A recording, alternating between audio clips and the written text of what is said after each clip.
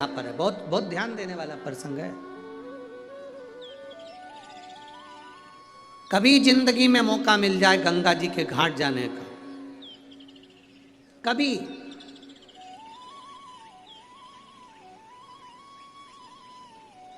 जीवन में कभी एक मौका मिल जाए गंगा जी के घाट जाने का, और गंगा जी के तट पर अगर आप पहुंचे हैं, गंगा का स्नान करने के लिए गए हैं, अगर गंगा के तट का कंकर मिल जाए तो 7 बार हाथ की अंजलि में लेकर उस कंकर पर जल छोड़ दो। कंकर नहीं मिले, बालू मिल जाए, रेत मिल जाए तो उसकी एक शिवलिंग वहीं पर घाट पर तैयार कर कर उस पर 7 बार जल छोड़ दो। और यदि बालू भी ना मिले तो गंगा के जल को ही गंगा के जल में 7 बार अपने मन की कामना कर कर जब हम छोड़ते हैं और गंगा से जब हम विनती कर कर आते हैं, हर हर महादेव कहकर जब हम आते हैं तो गंगा हमारे मन के मनोरथ को पूर्ण करती ही है। ये निश्चित था। केवल वही गंगा से मतलब नहीं है।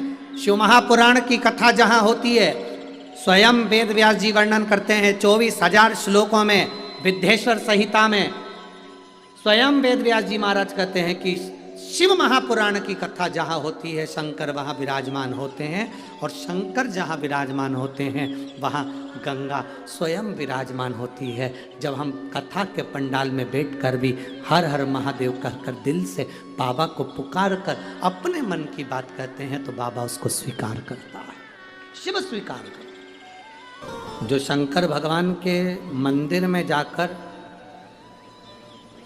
बेलपत्र को रखने के बाद 1 लोटा जल समर्पित करता है, कब, किसके बाद, जम के बोलो जरा, बेलपत्र रखने के बाद।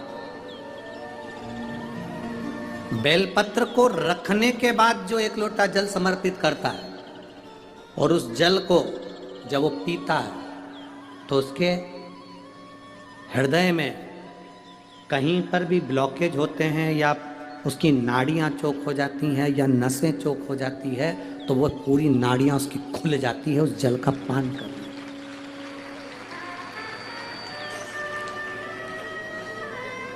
एक पत्र है, पलंग पर सोने से पहले मोबाइल बंद करने के बाद हाथ में थोड़ा सा जल लो, जया, विषहरा, सामरी बारी, दौतली, देव, 5 लड़कियों का नाम लेकर आचमन कर कर आप सो जाइए। आपको नींद की गोली खाने की जरूरत नहीं पड़ेगी, सुबह आराम से आपकी नींद खुलेगी, आपको जरूरत ही नहीं पड़ेगी। आप शिव जी की 5 बेटियों का स्मरण करना प्रारंभ करें, आपको उसका लाभ मिलेगा। तो ये जलन पानी नीचे गिर रहा है, ये जलाधारी, ये जहाँ से जल नीचे बहता है वो स्थान,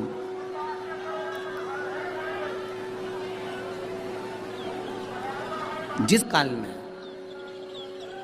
परिवार से, कुटुंब से आस नहीं लगाई, भगवान को अगर जल चढ़ाने के लिए, शिवलिंग पर जल चढ़ाने के लिए शिव मंदिर जा रहे हो और तुम्हारे को लगता है कि आज मेरा ये कार्य है और बाबा तुम मुझे पूरा करना, आज मैंने संसार वालों से आस नहीं लगाई, आपसे आस लगाई है, तो जल चढ़ाने के तरीके को बदल लो।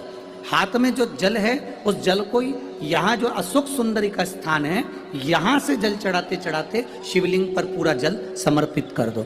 1 या 2 बार कर कर देखना, आपको दुनिया से आस लगाने की जरूरत नहीं पड़ेगी, बाबा का कार्य सफल जरूर करेगा। थोड़ा सा तरीका चेंज, जल चढ़ाने अशोक सुंदरी से चालू करोगे, शिवलिंग तक लेकर जाओ। अशोक सुंदरी से ये जो जलाधारी जल बहता है यहाँ से चालू कर कर शिवलिंग तक उस जल को लेकर जाओगे। जब हम भगवान देवाधिदेव महादेव को जल चढ़ाते हैं उसके 5 अलग अलग तरीके हैं। बहुत सावधानी से सुनना, कथा आपकी और हमारी जिंदगी की सार्थकता को सिद्ध करने वाली कथा। आज पंजाब की इस पवित्र भूमि पर अगर ये प्रसंग निकला है तो इसको आप अगर सुनेंगे तो आपका जीवन सार्थक होगा। शिव जी को 5 तरह से जल चढ़ाने का तरीका है। जैसे पंचामृत होता है, दूध, दही, शहद, घी, शक्कर, ये सब पंचामृत के अंतर्गत आते हैं, उसी तरह शंकर जी को 5 तरह से जल चढ़ाने का क्रम वर्णित किया गया। अब उसको समझेंगे, बहुत सावधानी से समझिएगा। पहला, जल लेकर आए, सीधे डायरेक्ट शंकर भगवान के शिवलिंग पर चढ़ा दिया, ये प्रथम जल का चढ़ाने का तरीका। दूसरा,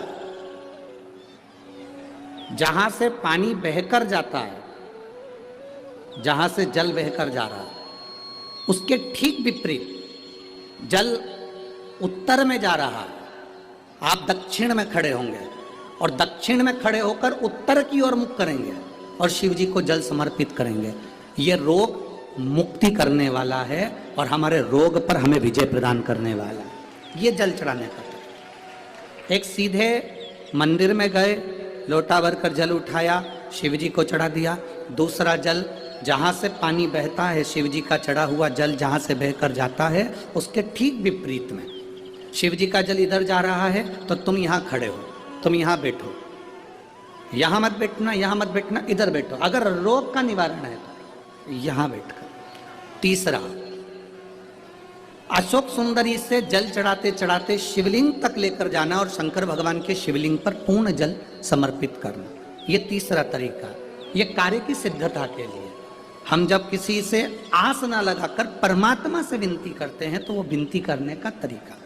तीसरा। चौथा, शिव जी पे चढ़ा हुआ जल 5 जगह पर समर्पित करना। गणेश जी, कार्तिकेय, अशोक सुंदरी, शिवलिंग और जलाधारी। ये चौथा क्रम है। जब जिस नारी का, जैसे एक पत्र है, देखिए, मेरा नाम मोनिका है, मेरे पति का नाम संजय सिंह है, मैं दिल्ली स्वरूप नगर के निवासी हूँ, मेरा फ़ोन नंबर ये है। कहीं बैठी हैं? अच्छा, कैमरे वाला को दिख गया है ना? ठीक है। भोले बाबा की कृपा का मैं क्या वर्णन करूं गुरुदेव। आप जो जल चढ़ाने का तरीका वर्णित करते हो, अगर उसको नियम से धारण करने वाला व्यक्ति होता है तो बाबा सुनता जरूर है। गुरुदेव, 2013 में मेरी शादी हुई, मुझे संतान का सुख नहीं हुआ। 10 साल हो गए, औलाद नहीं हुई।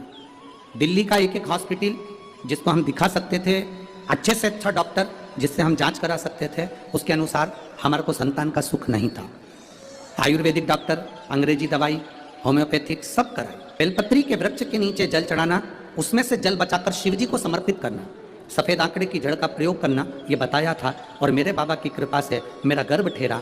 मेरे बाबा ने मुझे आज 10 साल के बाद औलाद दी है। मैं उसको यहाँ प्रणाम कराने के लिए लेकर आई हूँ, उसको नमन कराने के लिए बच्चा लाए हैं के साथ में। गणेश, कार्तिकेय, अशोक सुंदरी, जलाधारी, शिवलिंग पर जल चढ़ाना 5 स्थान पर, ये चौथे नंबर का। और 5वां जल समर्पित करना, 5वें नंबर का। शिव जी को 5वें नंबर का जो जल आता है, जो जलाधारी है, ऊपर जिसमें पानी भरा रहता है और नीचे एक एक बूंद टपकता रहता है।